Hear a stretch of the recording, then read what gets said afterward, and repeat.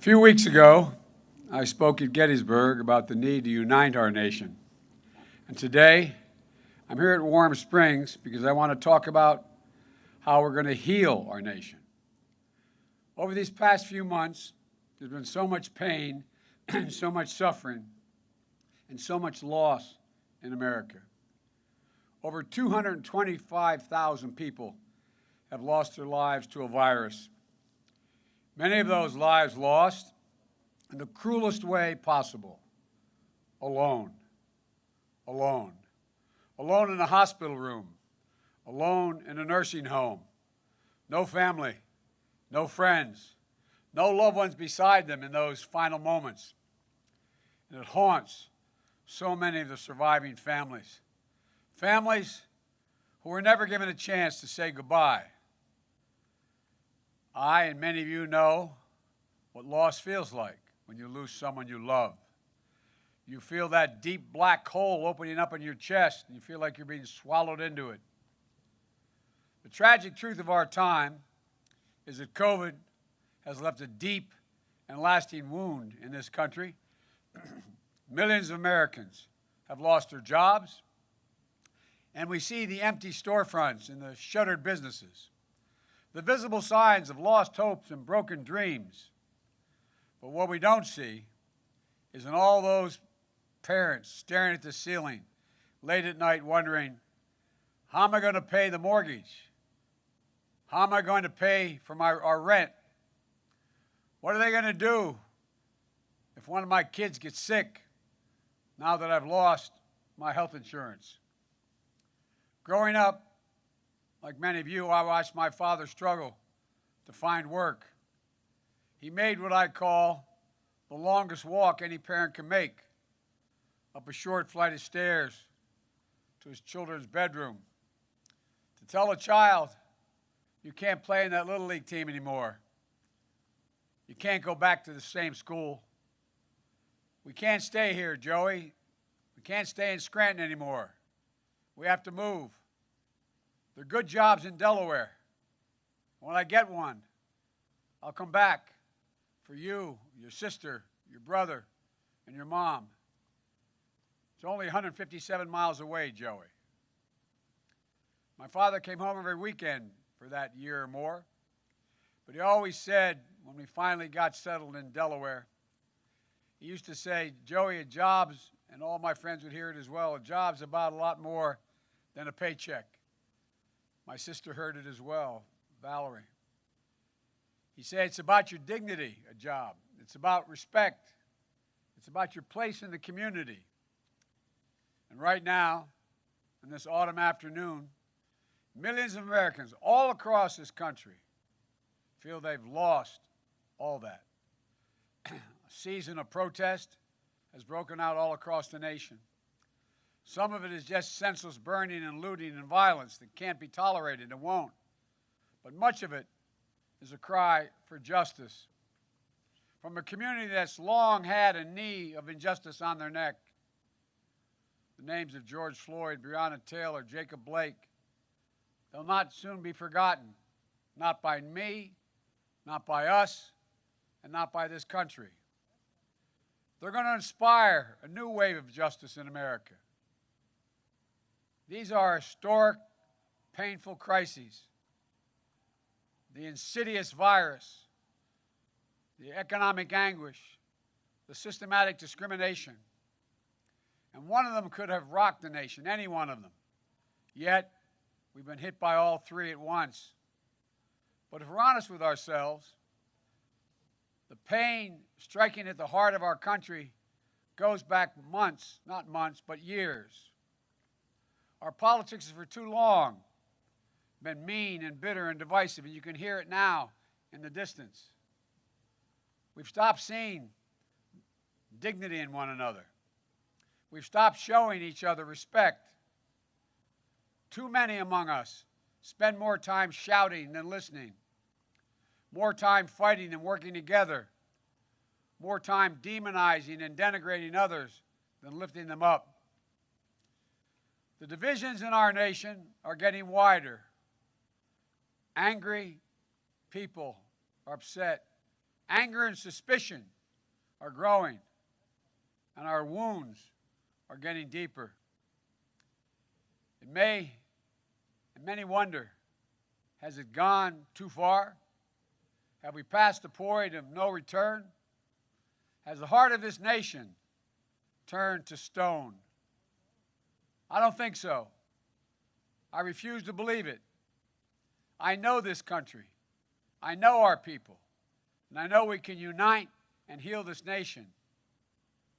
Warm Springs is a good place to talk about hope and healing. Sir Franklin Roosevelt came, quote, to use the therapeutic waters to rebuild himself.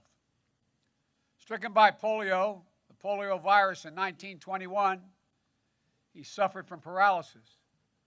Like many other Americans of those pre-vaccine decades, FDR longed to live an independent life, a life that wasn't defined by his illness.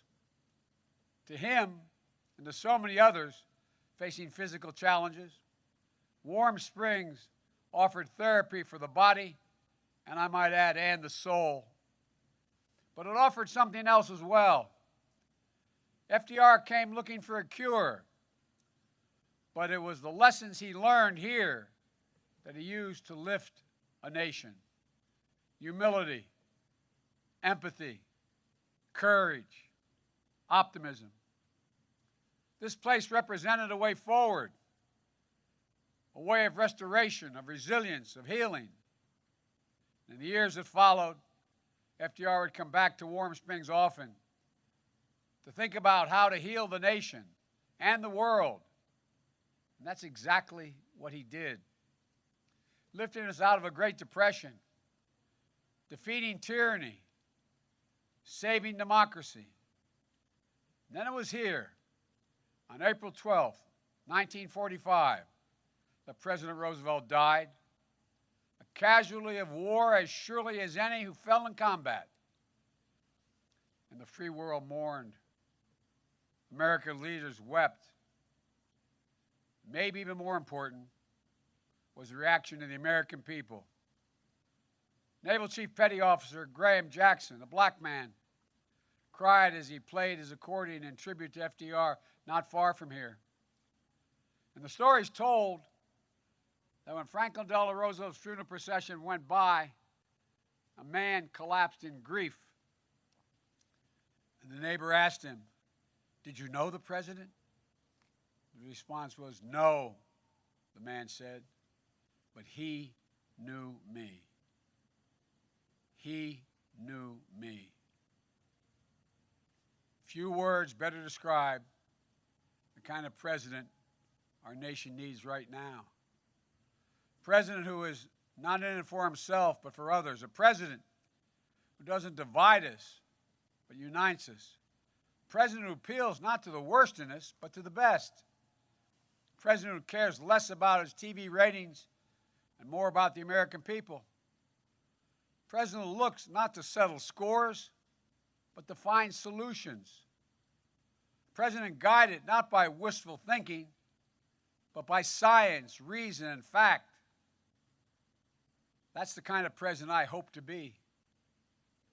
I'm running as a proud Democrat, but I will govern as an American president. I'll work with Democrats and Republicans. I'll work as hard for those who don't support me as for those who do. That's the job of a president, a duty of care for everyone. This place, Warm Springs, is a reminder that though broken, each of us can be healed. That as a people and a country, we can overcome this devastating virus. That we can heal a suffering world. And yes, we can restore our soul and save our country. In his last hours, President Roosevelt was at work on a speech to be delivered the next day. In it, he was to say, quote, "Today, we must cultivate the science of human relationships, the ability of all people, of all kinds, to live together and work together in the same world at peace." To live together and work together. That's how I see America. That's how I see the presidency. And that's how I see the future. I tell you this from my heart. I believe America in an America of hope, not fear. Unity, not division. Love, not hate. The presidency, though, is only one part of the American chorus. History isn't only a story of the great and the famous. No. Our history is a story of we, the people, of all of us, together. I've long said the story of America is a story of ordinary people doing extraordinary things. Change in our country comes when the voices of the powerless reach the ears of the powerful. When those whose names we'll never know, but who risk their lives to, in the words of Dr. King, bend the arc of the moral universe toward justice. Bending that arc is the work of our time. But it'll take all of us, red states, blue states, Republicans, Democrats, conservatives, and liberals. And I believe from the bottom of my heart we can do it. People ask me, why are you so confident, Joe? Because we are the United States of America. There's nothing the American people can't do and been unable to do when we put our minds to it. The news of Franklin Delano Roosevelt's death went out on the wires. An editor in Chicago turned to his colleagues and said, "Clear the decks for action." So I say to you today, if you give me the honor of serving as your president, clear the decks for action. For we will act. We will act on the first day of my presidency to get COVID under control. We'll act to pass my economic plan that will finally reward work, not wealth in this country. We'll act to pass my health care plan to provide affordable, accessible health care for every American and drug prices that are dramatically lower. We'll act to pass the Biden climate plan, meeting the challenges of a climate crisis while creating millions of good-paying, high-paying labor jobs. We'll act to address systemic racism in our country. We'll act to give working people a fair shot again in this country. And we'll act to restore our faith in democracy and our faith in one another. Today, we're facing a public health crisis of historic proportions. And with winter at hand, it's getting worse. Just last Friday, 83,000 new cases in one day. Saturday, another 83,000 cases. Nearly 1,000 people a day are dying. Another 200,000 deaths are expected over the next several months. And the president keeps telling us not to worry. He keeps telling us we're turning the corner, is his quote. It's as removed from reality and as offensive as when he told us the virus affects virtually nobody, just the elderly with heart conditions. Virtually nobody, just the elderly with heart conditions. As if they don't matter. And when he said in response to the number of deaths reaching 1,000, he said, "It is what it is." Well, it is what it is because he is who he is. In the spring, the president declared in his voice as commander-in-chief, says commander-in-chief, he was going to wage war on the virus. Instead, he shrugged, he swaggered, and he surrendered.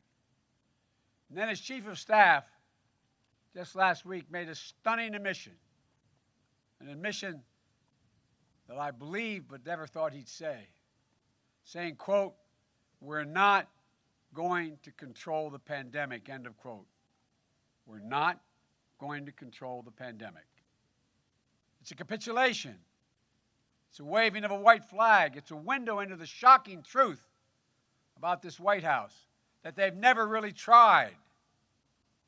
Think about all the frontline health professionals who've risked and some given their lives for the last 9 months in this pandemic. Think about all the first responders. Think about all the grocery store clerks, the drivers, the delivery drivers, the trucks, teachers, parents, with their kids home from school. Think about all those who've lost their jobs. Think about all those who have been infected by the virus. Think about all those who have died. They were giving their all while their president was giving up. Well, I'm here to tell you, we can and we will control this virus. As president, I will never wave the white flag of surrender. Just imagine where we'd be today if the president had embraced wearing masks instead of mocking it. Imagine where we'd be today with a president who practiced social distancing instead of holding super spreader events. Imagine where we'd be with a comprehensive system of testing and tracing. I first put forward a detailed plan on how to deal with this virus back in March. This administration ignored it. Then I released several more detailed plans in the months that followed, the most recent just last week. This administration has yet to offer a single plan. Yes, one of the reasons why one of the most prestigious medical journals in the world, the New England Journal of Medicine, called the president, quote, dangerously incompetent. Went on to say the president had turned a crisis into a tragedy. I'm ready to act. I know what to do. And starting on day one of my presidency, we will do it. I've talked about the battle for the soul of America since the very beginning of this campaign. And I want to be very clear in these closing days about what I mean and about what I intend to do in that battle to assure that our better angels prevail over our worst instincts. I believe this election is about who we are as a nation, what we believe, and maybe most importantly, who we want to be. It's about our essence. It's about what makes us Americans. It's that fundamental. Time and again throughout our history, we've seen charlatans, the con men, the phony populists who sought to play on our fears, appeal to our worst appetites, and pick at the oldest scabs we have for their own political gain. They appear when the nation's been hit the hardest and we're at our most vulnerable. Never to solve anything, but only to benefit themselves. In a recent encyclical, Pope Francis warns us against this phony populism that appeals to, quote, the basest and most selfish instincts. He goes on to say, politics is something more noble than posturing, marketing, and media spin. These sow nothing but division, conflict, and oblique cynicism. He said, for those who seek to lead, we do well to ask ourselves, why am I doing this? Why? What is my real aim? Pope Francis asked questions that anyone who seeks to lead this great nation should be able to answer. And my answer is this: I run to unite this nation and to heal this nation. I've said that from the beginning. It's badly necessary. The Bible tells us there's a time to break down and a time to build up, a time to heal. This is that time. God and history have called us to this moment and to this mission.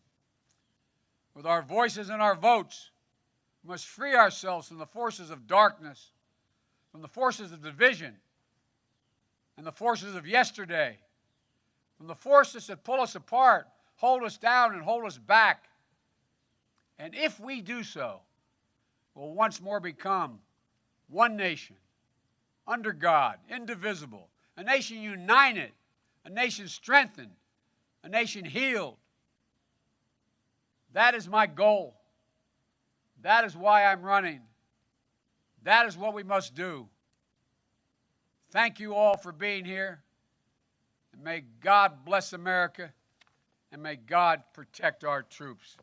Stay safe and wear your mask.